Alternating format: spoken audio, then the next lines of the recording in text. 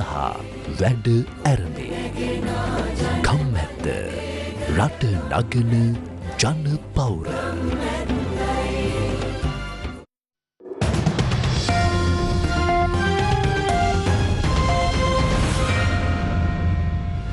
Good afternoon. Today is the 28th of December 2021. Welcome to Lunchtime News here on TV1 for the News First team. I'm Sanitha Senanayaka. Before we take a look at the stories for this afternoon in detail, let's take a look at the headlines. Sri Lanka on top in South Asia for child wasting. Wasting is when children under 5 years old are too thin for their height. Railway station masters and transport ministers hold decisive discussion. More gas explosions and more gas queues in the country. Bus fares to increase from tomorrow. Upcoming weeks are critical, says health authorities. Licenses issued to hold outdoor events. Now onto those stories in detail. As it was mentioned in the headlines, the Food and Agriculture Organization of the United Nations says Sri Lanka is ranked top in South Asia for child wasting alongside India. The World Health Organization defines child wasting as the prevalence of wasting among children under 5 years of age. It refers to a child who is too thin for his or her height and is the result of recent rapid weight loss or the failure to gain weight. According to the World Health Organization, a child who is moderately or severely wasted has an increased risk of death, but treatment is possible. The Asia and the Pacific Region Overview of Food Security and Nutrition, published by the Food and Agriculture Organization of the UN, indicates that child wasting is very high in Sri Lanka and India as per the criteria set by the World Health Organization. The very high prevalence of child wasting refers to a score of 15% or above. Sri Lanka has recorded a 15.1% prevalence of child wasting, while India has recorded 17.3%. Papua New Guinea, the Maldives and Indonesia are ranked in the high prevalence category with 14.1%, 10.6% and 10.2% respectively. The report also found that China, Republic of Korea, Nauru Islands in Oceania and Mongolia were ranked in the very low category with less than 2.5% prevalence of child wasting. The Food and Agriculture Organization warned that if the issue remains unaddressed with the full extent of the impacts of COVID-19 not yet known, some scenarios predict a large deterioration of food security and nutritional status, especially for the most vulnerable populations. Sri Lanka is among the 6 countries, Australia, Bhutan, Iran, Mongolia and Solomon Islands, that witnessed the largest real food price increase in the region, where the hike is in the range of 6 to 12%. Train passengers in Sri Lanka continue to enjoy the luxury of travelling free of charge due to the ongoing strike by the Railway Station Masters Union. The strike has caused a loss of 5 million rupees in daily revenue to Sri Lanka Railways, and a crucial discussion will take place today on solving the issues to end the strike. A discussion will be held today between members of the Railway Station Masters Union who are engaged in a trade union action and the State Minister of Transport, Dilum Amunugama, chairman of Definite Solution to the issues faced by the station masters during the discussion. Meanwhile, Sumedha Somaratna said that station masters had withdrawn from transporting fuel, wheat flour, limestone and cement since yesterday afternoon due to the unresolved issue. The station masters have engaged in a trade union action since the 23rd of this month on several issues, including not repairing the signal system, putting dilapidated compartments in operation and endangering the lives of passengers. A large number of people were seen at the Galle railway station today.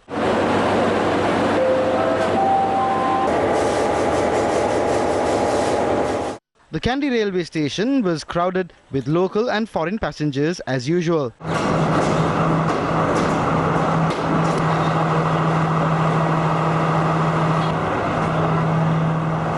This was the situation at the Anuradhapura railway station.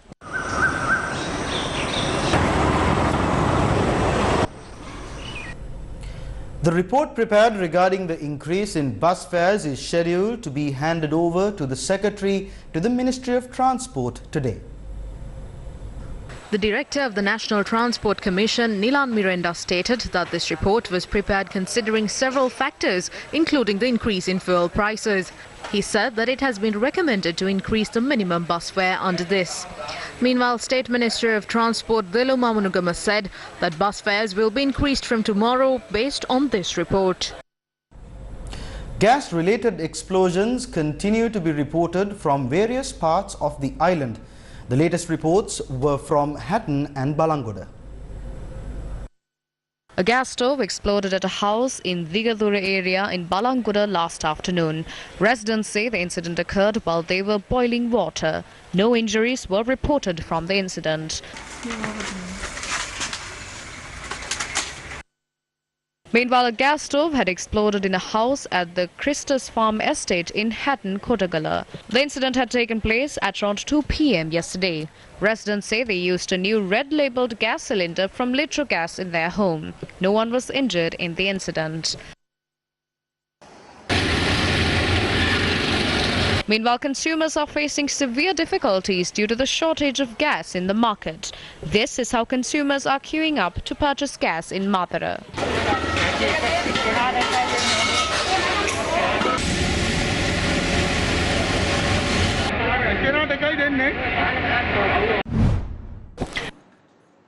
Meanwhile, MP Harshana Rajakarna visited several stores today to purchase a gas cylinder. කොහොමරි අද කොහොමරි gas එකක් හොයා ගන්න වෙනවා.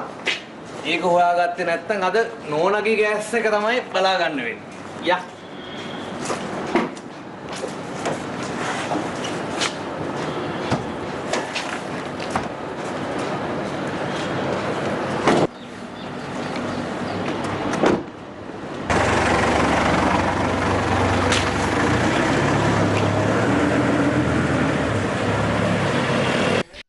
He expressed the following views to the media afterwards. ඊටාම කනගාටුයි කියන්න. It is with great regret that I have to say that we will have to stay in line for 3 to 4 hours if we need to buy a gas cylinder. After buying the gas cylinder, people will have to live in fear because they do not know when it would explode. Because of this inability of the government, we will have to lose the fuel, power and water in the future. තවම තීන්දුවක් අරගන්නේ නැහැ. A protest organized by the Samagi Jana Balawegya demanding the government to reduce fuel prices and the cost of living was staged at the Rajanganaya Farm Junction last night. This was organized by Samagi Jana Balawegya Kala Vava electorate organizer Anil Ratnaika.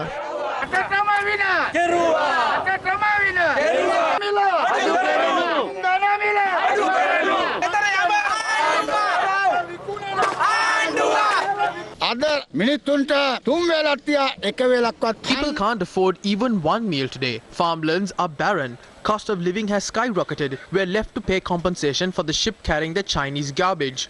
The minister is saying it's a problem with regard to the agreement. Are we the ones who prepared this agreement?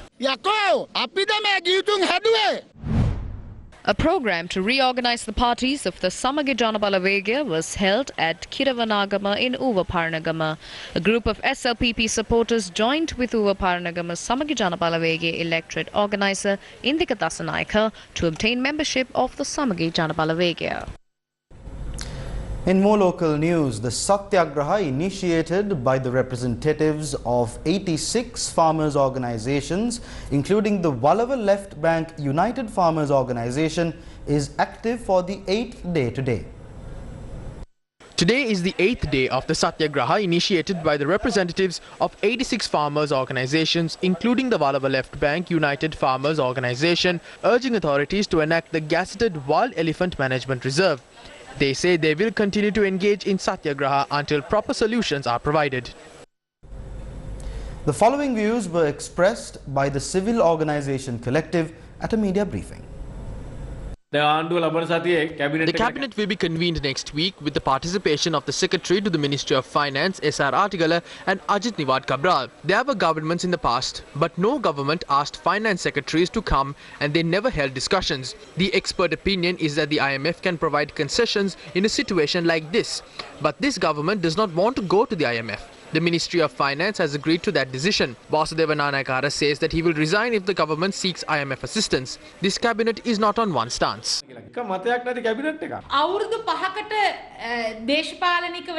This government received the mandate of the people for 5 years, and they have already proven that they are unproductive in the first 2 years of their tenure. They put the country in its worst position, and now they are using the money they received from the US to prepare the people of this country for the next election. I ask the people to realize this deception carried out by these corrupt politicians. දේශපාලඥයා විසින් ඔබට කරන මේ කූට ව්‍යාපාරය අද පක්ෂ පාට වලට වඩා More than focusing on party politics today, what is important is to focus on how to bring this country back to normalcy. We all know that an election is coming in 2024. My only hope is to fill the parliament with young people in the upcoming election. So I ask the younger generation to be ready. If you do not take the next step, this country will become a Chinese colony and the next generation will not have a country to live in. ඔබ ක්‍රියාත්මක නොවුනොත් මේ රට අනිවාර්යයෙන්ම චීනයට අත්පත් වෙලා ඊළඟ පරම්පරාවට නැති වෙන. The following views were expressed by the opposition as well as the ruling party regarding the prevailing economic crisis in the country. The government is changing their ministry secretaries and presidential secretaries to cover up their inabilities. This is not what the people wanted. People are unable to have 3 meals a day, and every single sector in the country is headed towards an abyss. These issues will not be solved by removing the secretary to the president. The governor of the central bank comes before the media and says with a smile on his face that our reserves will be increased to $3.5 billion by the end of the year. But the reality is we are begging for money from various countries. China approved a currency swap of $1.5 million. We will receive a loan of $1 million from India, and Bangladesh will give us a loan of $200 million. Sri Lanka has never begged for money like this after independence. We have to pay $1.7 billion next year. We will be needing $1 billion every month for the importation of essential food items and fuel. What will happen to our country if we don't have that money? How will the people survive?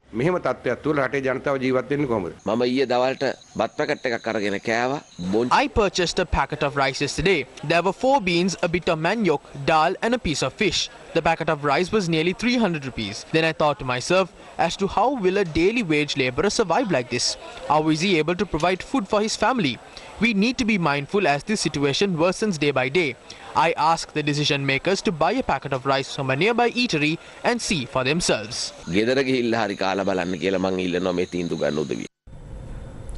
A spice and related product sales network is being set up across the country based on a proposal by President Gotabaya Rajapaksa.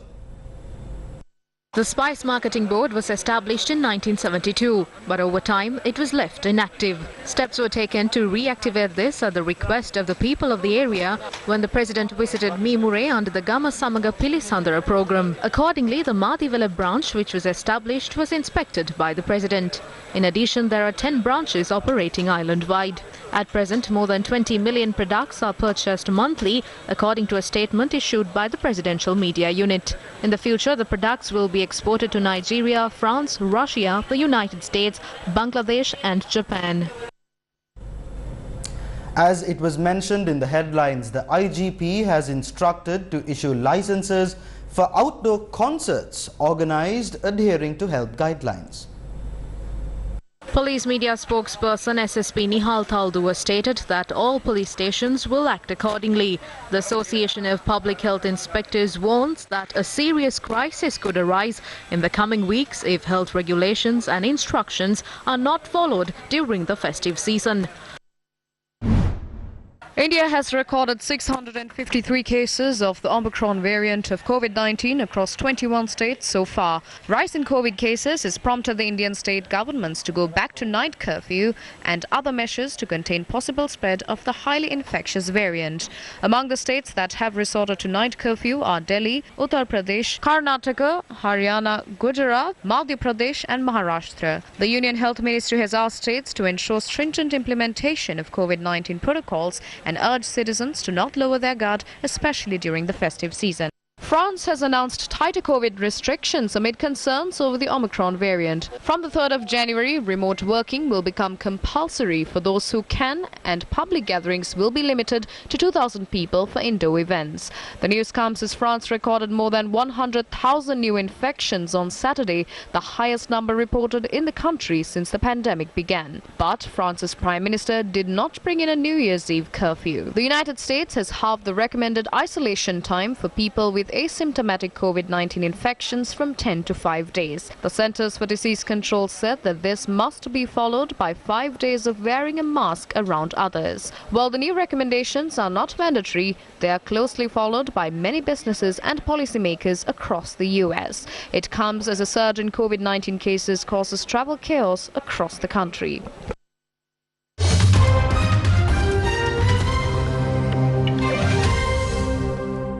In international news, North Korean leader Kim Jong-un this week opened a key ruling party meeting as he marks his 10 years in power amidst the COVID-19 pandemic and a diplomatic deadlock with the United States. North Korea media said the 4th plenary meeting of the 8th Central Committee of the Workers' Party of Korea was convened yesterday. The gathering of party and government officials comes as North Korea grapples with compounding economic crisis caused by an anti-pandemic lockdown and international sanctions over its nuclear weapons program and natural disasters. It is not known how long this week's meeting will last. In 2019, a plenary meeting was held for 4 days. The meeting comes as Kim marks 10 years in power. Since his father and longtime ruler Kim Jong-il's death in December 2011, Kim Jong-un has established absolute power at home and fortified North Korea's nuclear and missile arsenals. And that brings us to an end of this edition of Lunchtime News here on TV1. For the News First team, I've been Senitha Senanayake. Take care and stay safe.